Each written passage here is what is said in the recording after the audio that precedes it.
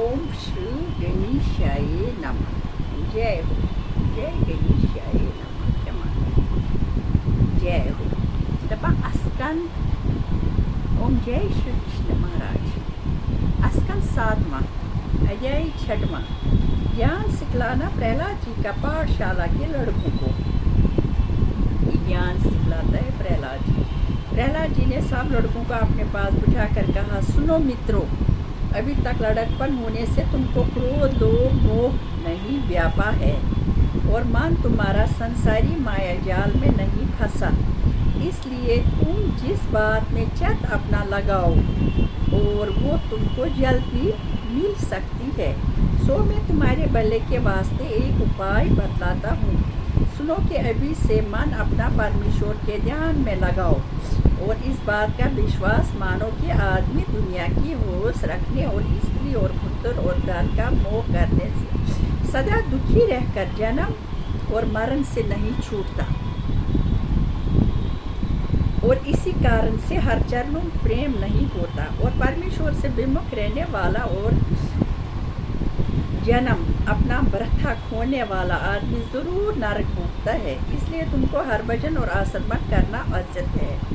संसारी जाल में फंसना नहीं चाहिए। परमेश्वर को पहचानने और हरभजन करने और नारायण नाम लेने और बालसागर पार उतरने के बाद से यही चेतन चोला समझो।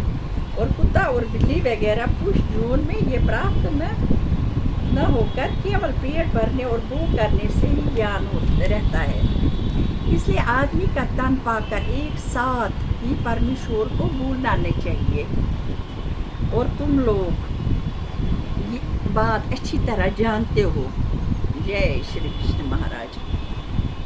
ये बात अच्छी तरह जानते रहो कि किसी देवता का जप और पूजन परमेश्वर के ताप और आसमान के बराबर नहीं होता।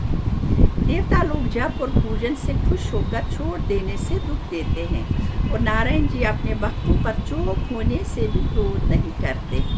उनको सब जगह मौजूद जानकर कहीं डूबने के वास्ते जाना नहीं चाहिए।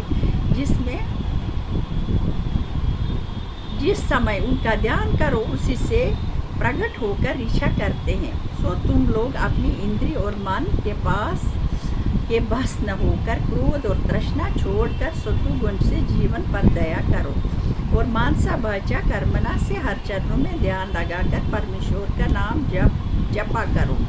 तब तुमको बड़ा सुख मिलेगा। जो तुम लोग मेरे कहने का विश्वास मानकर ऐसा कहो कि हमारे साथ लड़का होकर हम लोगों को ज्ञान सिखलाता है।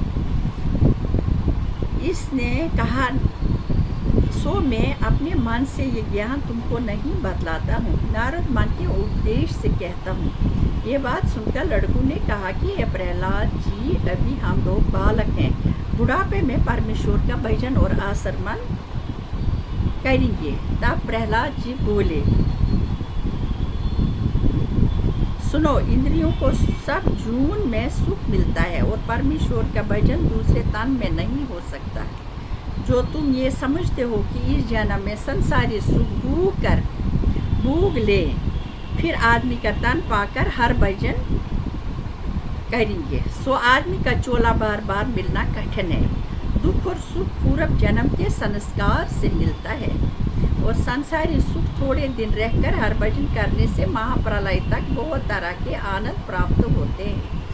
जिस तरह आंधी दरख्त और पत्तों को उड़ा ले जाती है, इसी तरह तुम्हारा दादा और परदादा वगैरह पुरखों को काल रूपी आंधी मार कर उड़ा ले गई और एक दिन तुम्हारी भी वही दशा होगी।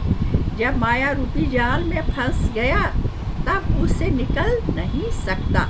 सो तुम लोग भी जब स्त्री और पुत्र के मोह में फंसकर खराब हो जाओगे तब परमेश्वर का भजन तुमसे न होगा। जिस तरह गाय और भैंस वगैरह जंगल में घास चरने के लालच से कुएं वगैरह में गिरकर चोट खाती है, इसी तरह आदमी माया रूपी अंधे कुएं में गिरकर दुख पाता है। जो कोई संसारी मोह छोड़कर हर चरणों में प्रेम लगाता है, वो माया रूपी कुएं से बाहर निकल सकता है। संसारी सुख कांच के बराबर है। हर भजन और भक्त करने से पारस पत्थर की तरह आनंद होता है। ये सुनकर लड़कों ने प्रहलाद जी से पूछा, तुमको नारद जी कहाँ मिले थे, सो बतलाओ। जय जय। है ये प्रहलाद जी अपने क्लासमेटों को ज्ञान सिखलाता है। प्रहलाद जी हिरण्यकश्यप के बेटे होते हैं। ये बहुत ही अच्छे होते हैं, धर्मात्मा होते हैं।